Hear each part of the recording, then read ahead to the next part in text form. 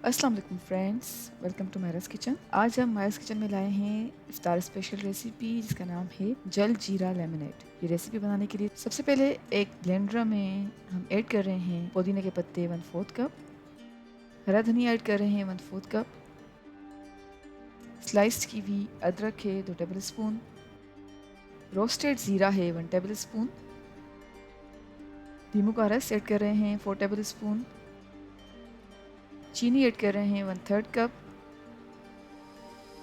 पानी ऐड कर रहे हैं 1 कप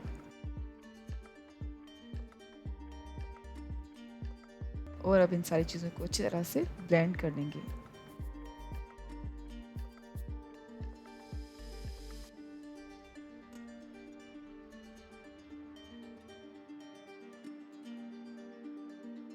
अच्छी तरह से सारी चीज़ों को ब्लेंड करने के बाद हम एक जग में छान रहे हैं।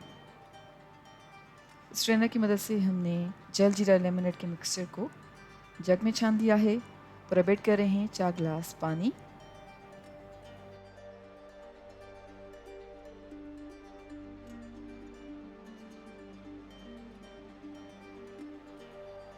काला नमक ऐड कर रहे हैं 1 टीस्पून।